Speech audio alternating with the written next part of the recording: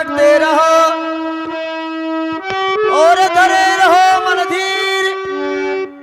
कारज सब सवारी है किसी तापत रघुवीर।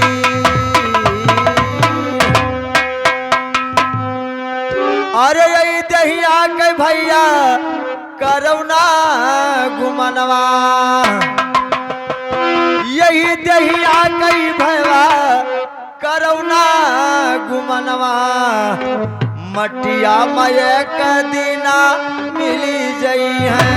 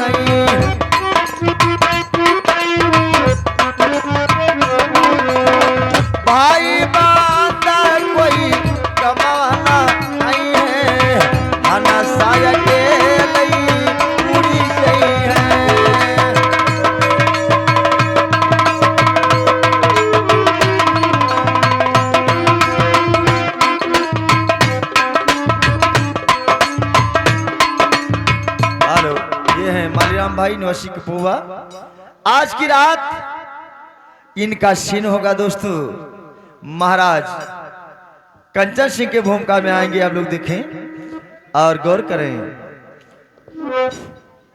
अरे लगन लगाए जात हो साहेब लगन लगाए।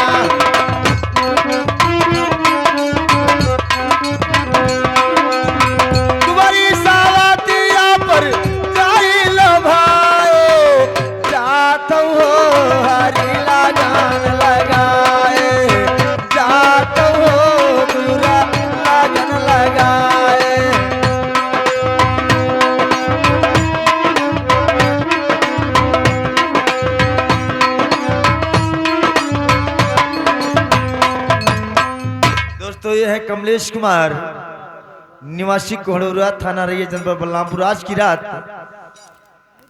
उन्हीं महाराज कंचन सिंह का मंत्री सेनापत के भूमिका में आएंगे दोस्तों। आप लोग देखें और गौर करें। अरे सावन मासरिया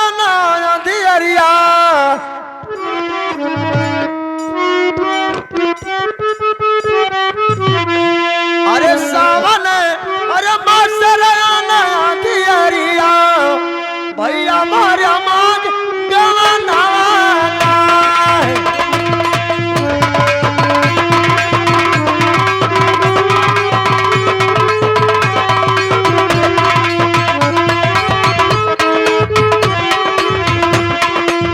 भैया मारा मांग गवाना।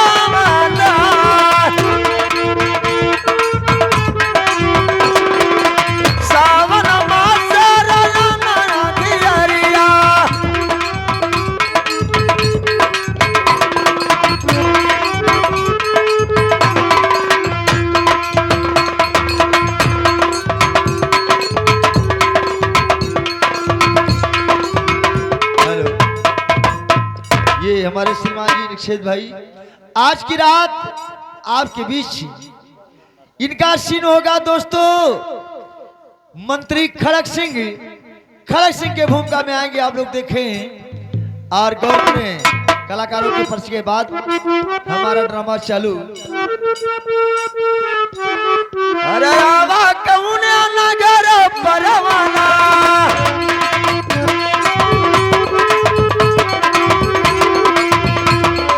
बाबू मर कई दऊ बरनावा।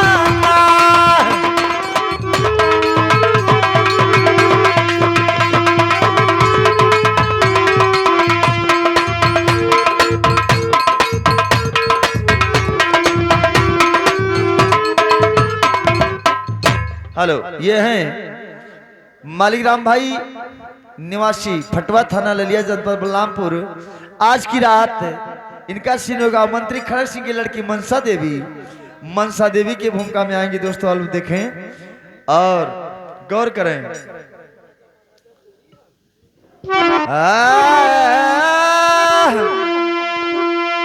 अरे जनवा मारा रे संवरिया,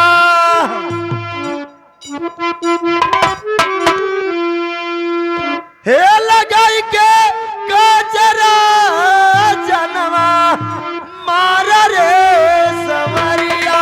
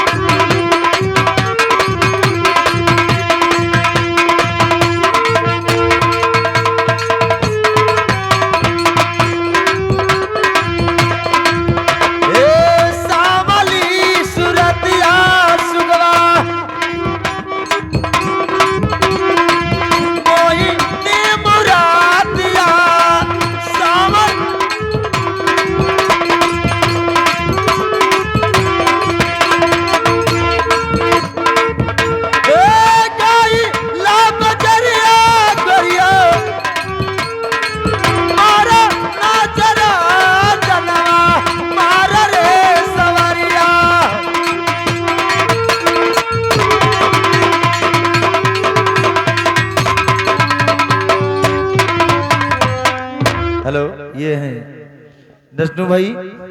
आज की रात उन्हीं मंत्री खड़क सिंह की बड़ी लड़की गीता देवी की भूमिका में आएंगी दोस्तों। आप लोग देखें और गौर करें।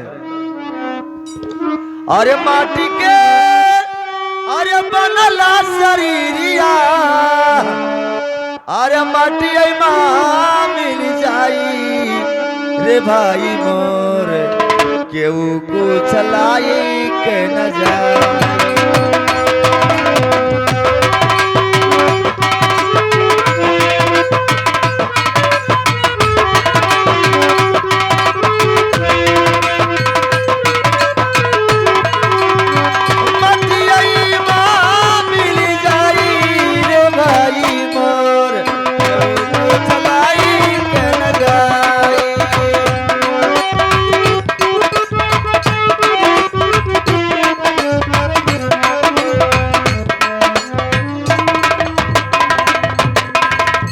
ननके भाई निवासी रनियापुर, आज की रात महाराज कंचन सिंह की पत्नी रजनी रानी की भूमिका में आएंगे दोस्तों।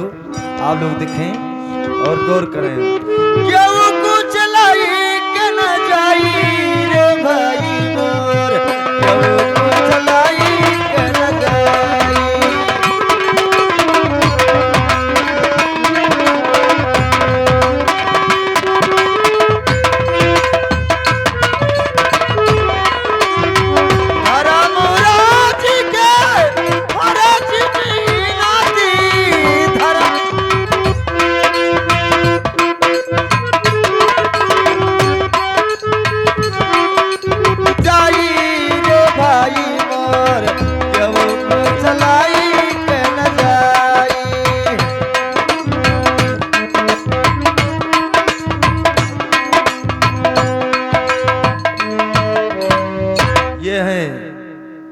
हमारे श्रीमान जी ताड़ी भाई निवासी गैसड़ी पचपड़वा, आज की रात इनका सीन होगा मोहन सिंह।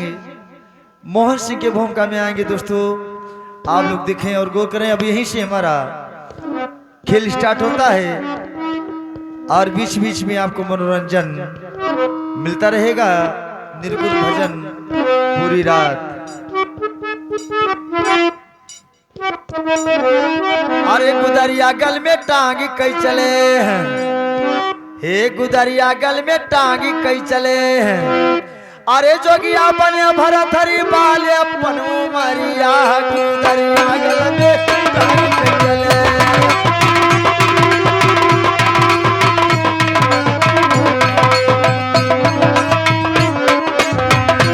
जोगिया बने भरत हरि बाल अपन उमरिया, गुदरिया गल में टांग कई चले।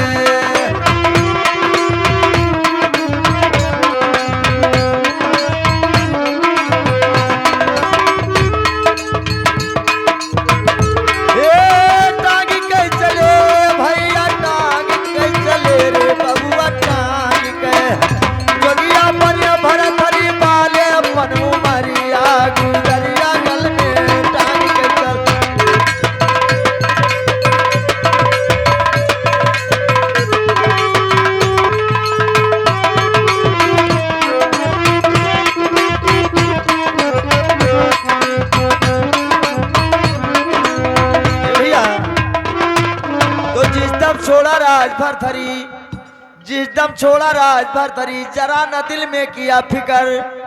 सर का ताज महाराज उतारे, सिंहासन से गए उतर। तोशक तकिया पलंग बसेरी, तज कांधे पर धरा कमल। अरे कपड़ा रंगा चले, अरे मुल्तानी से संवरिया, गुदरिया गल में टांग के चले।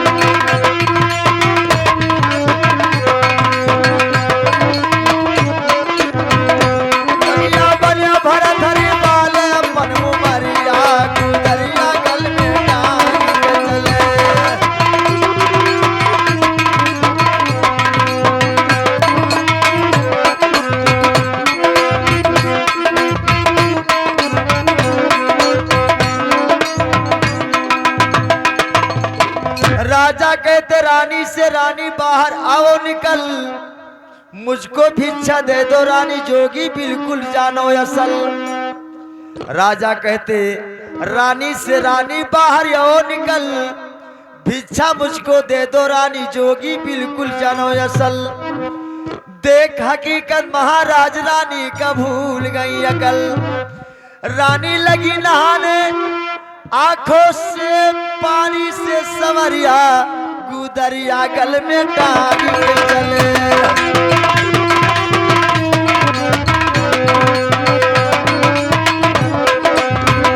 जोगिया बना भरत हरि बाल अपन उमरिया, गुदरिया गल में टांग के चले।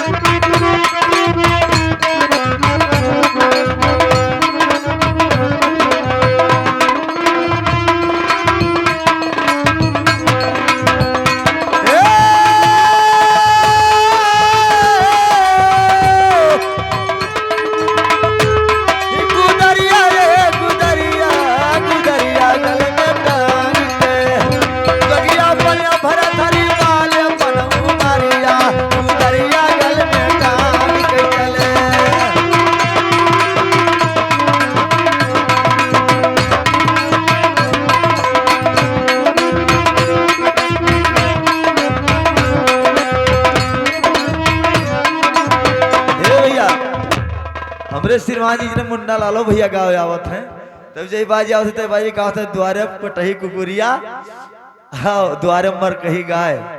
और बाकी कौन इतिहास चीज पूछो, ये मोबाइल में जाए सुनी है, लेकिन जानत है नोच बहाई दी थे झर से। कहना है बाबूजी इतिहास का जी सुनाइए। ए भैया कैसे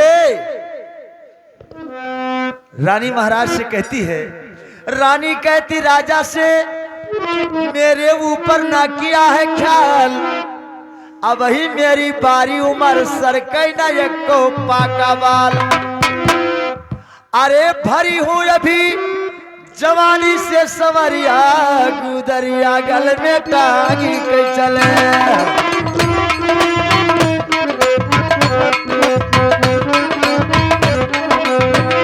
जगिया बनिया भरा थरी वाले मनरिया गुदरिया गल में टांगी के चले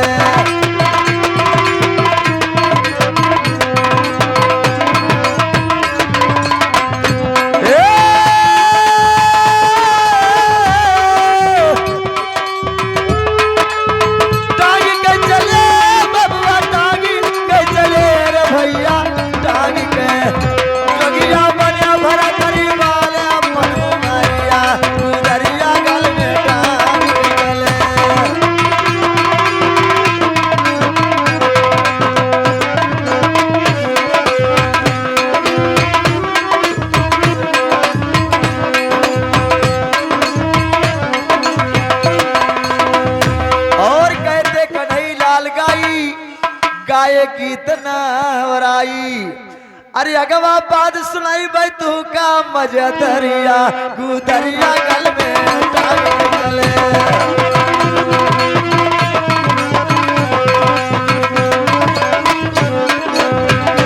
जगिया बनिया भरा थरी वाले बनू मरिया गुदरिया गल में टांगे चले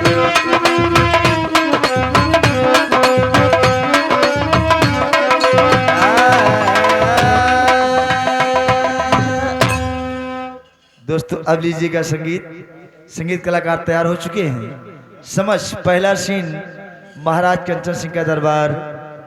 जय हिंद जय भारत।